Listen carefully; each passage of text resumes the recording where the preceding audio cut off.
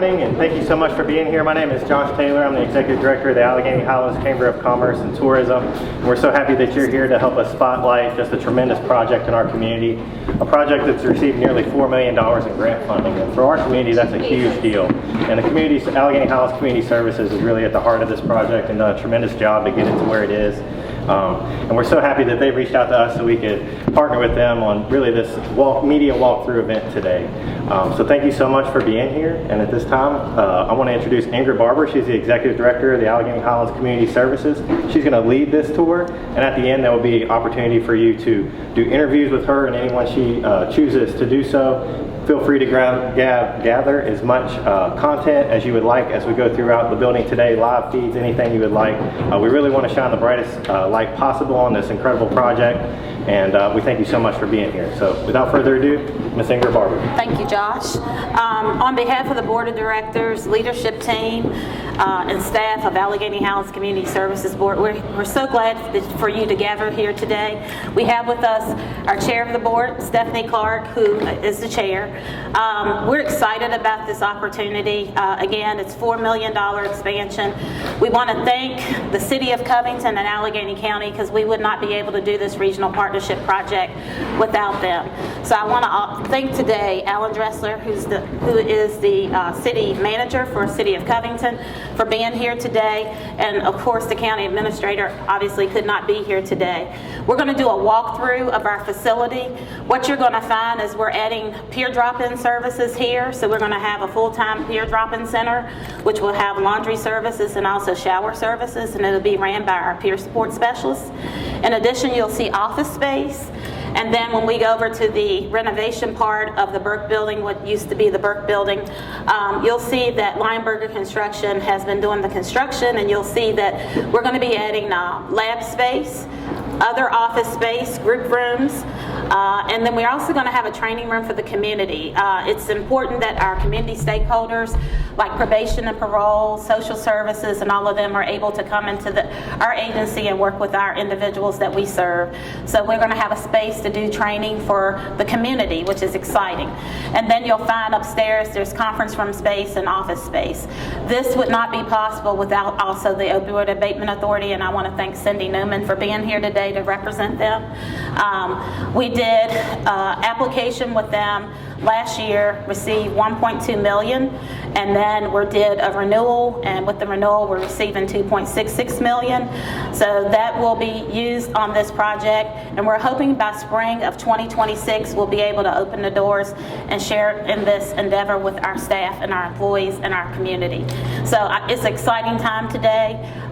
When you come over here, as I was talking to our leadership staff, it's like it's all coming to fruition, and we were just like excited about it.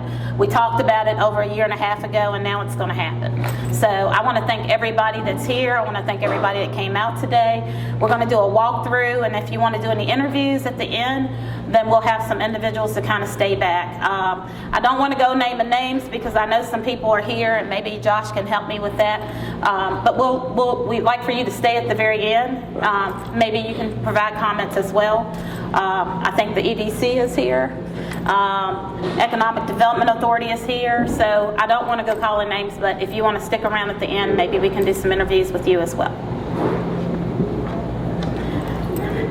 And there's Kim McFadden with the county. Come on in. My entrance is lately, and it's fantastic. That's fine. That's fine. Well, good morning, everybody. We'd like to thank Ingrid and all the staff that's here for all their hard work, their supportive efforts. But I did want to say that this is important to our community because expansion is important because services are expanding. Our community needs these services. So we thank you, Ingrid, for this vision. We're so glad for the Abatement Authority and this community, because without this community and the Community Services Board, we wouldn't be able to help people gather their thoughts and move into a better way of life. So thank you. All right, so we're going to go ahead and start our journey through the renovation. So, yeah, we'll do 10 at a time. So this area here would be like the intake reception area, and we have intake rooms over to the side. So that's what you're stepping into as you're coming into this area. We're also going to have bathrooms to the front as well for people who come in into the intake area. Come on through. We're going to have laboratory services in here as well as bathrooms in here. And as you go down the hallway, you'll see the group rooms to your left, and you'll also see office space. So we're standing now in what you would call a group room, and this is where we would hold group services, intensive outpatient services for the individuals that we serve, and we can have up to 10 or 12 in a group at a time. So this is a group room, and then adjacent to this is another group room that we'll be able to have. All right. So back here is going to be our training room, which will hold up to 50 individuals at a time, and we're going to have a kitchenette. And this area would be allowed so people could come in after hours and utilize the space. But we plan to do a lot of our prevention, Narcan training classes here. We can do a lot of the prevention-related training classes here. And then if someone from DSS or someone from probation and parole wanted to come and use this space, it would be available. We're also going to have some flex office space during the workday. So if someone wants to come in and meet with one of our individuals, they would have the ability to do that as well. This entire project is over 20,000 square feet. When you put into account the upstairs, downstairs, and all of the expansion that we have down with the peer drop-in center and the extra office space. So we're going to have in excess of 20 additional offices. And again, conference room space. We'll be able to have like a workroom up here. And then in addition, all of the substance use case management staff will be able to be housed here as well. And there's conference rooms to the front. So you can walk through here and you can see all of this. Conference room space and meeting space.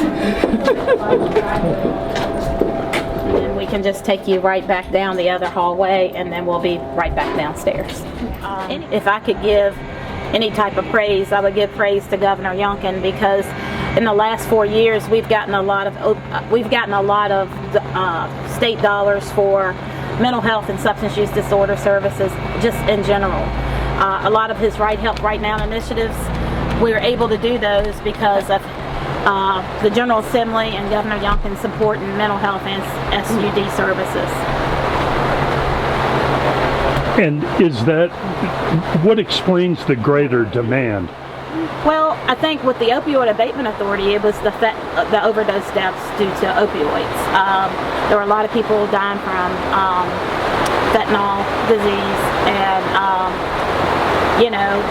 the authority was established because of the prescription drugs that were being circulated in the community, and there was and with a lot of the physicians. So, the Opioid Abatement Authority was established through the General Assembly to monitor the money that we receive from the lawsuits with the companies. And I know you were kind of talking about it as we're walking around, but again, why is this facility going to be so important for the community, and kind of what are walk me through also the aspects of what it's all going to provide? So we serve over 1,500 individuals in Alleghany County, and our population is really small. So that's almost 10% of the population. So why it's important, we're able to serve more people and have more groups and have more services. We're kind of cramped now, sort of, with 2 to 3 in office space. So we will be able to provide all substance use services back in the new renovated area, and we can do more of a focus on mental health services to the front of the facility. Yes. So what's amazing about this entire project, and it is almost $4 million, is the fact that we get to have a peer drop-in center, and we also get to have lab spaces to do drug testing. There are group rooms for us to do intensive outpatient treatment and medicated assisted treatment with our psychiatrists. And then we also have office space so that the employees that we have that are serving those with substance use disorder can do more individualized treatment planning with them in their office areas. I just looked at the numbers last year, and we had 167 individualized substance use services last year, just for the Community Services Board here. And that continues to increase each year. So this is more about serving our catchment area, which is Alleghany County, Town of Clifton Forge, Town of Marngate, and the City of Covington. Y'all want to talk to Cindy Newman with the Opioid Abatement Authority? So happy to come out and do site visits and see things come to fruition. And as Ms. Barber stated, you know, the OAA oversees 55% of the funds through grants to cities, counties, and state agencies. And we're just really excited to partner with this and see it come to fruition. And, you know, one thing we also look at is when you look at a rural community, there's obviously barriers to access and transportation. And when you can come to one facility and receive all those services, because the goal of the money is to get it out there and save lives, provide treatment, and throw the boots on the ground doing that work. And we appreciate it. Cindy, how long do the opioid funds, what kind of a length are we talking about? There were big settlements, but how long does the funding last? It's going to last approximately through about 2030, and so our finance director kind of oversees and manages kind of like just kind of smooth that out so that we can kind of manage the funds we have to make things sustainable over that time period. The other thing that we ask grant recipients to do, if they're doing a cooperative grant, which this is a cooperative grant, they're eligible to renew up to 5 years. As part of the application process, we ask for a sustainability plan because we're looking for how are you going to sustain this project over time once there's no longer OA funds available to you. And so that necessarily involves the local governments? The local governments do. Or other sources? Yeah, they were very highly involved in this project, Covington City and Alleghany County, because they have another type of funding called individual distribution funds, and they're direct distribution funds, and they went in with those funds that they have for their own localities as matching funds toward this grant, which also helped them be competitive. It's just huge. I mean, it's always been a joy working with Ingrid and her staff, and of course with Ken with Alleghany County and putting this together. It certainly shows the community as a whole working for the betterment of everybody, and we're just so thankful for the funds to do what we're doing here and the transition of this property to assist folks throughout the Alleghany Highlands. We were just fortunate as a small community to be looked upon as a resource to assist people with some funding, and we have done so. And as I said, when we look at the percentages of things, people say, well, you have a problem. We all have challenges, and ours is percentage-wise probably no different than the larger cities in America, but the fortunate thing is in a small community you see people that rally together, work together to make these types of things happen. And it starts again with communication, in this case with Ingrid and the administrators of the local governments and our boards. And I'm just proud to say here we are today. We were just making comments about yesterday when I was a kid growing up in Covington, this was a bowling alley.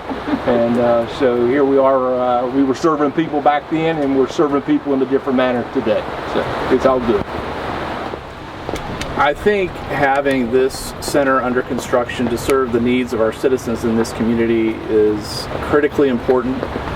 We have folks in this community who are in need of the services as a result of the opioid epidemic in the United States, and I think having this center providing enhanced services to our community will only help our folks in need to transition from their challenges, perhaps even to job opportunities in the community that we also desperately need and are focusing on.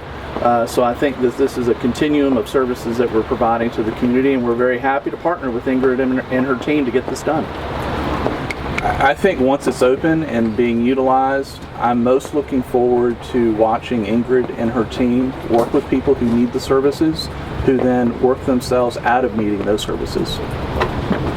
Yes, sir. Anytime that you can see $4 million of grant funding come into a community of around 20,000 people, it's just a huge deal. Ingrid and her team here are just doing trailblazing work, and to see this come into our community, it's going to really serve the needs of our community. Anytime you can expand services in a community that you can really be there to support them, I think it's just a tremendous asset and a great thing, and I'm really excited about it and excited to see the finished product and where Ingrid and her team takes it. I know it'll be a great thing. In the Highlands of Virginia, Families know they can count on Bath Community Hospital for care at the highest level.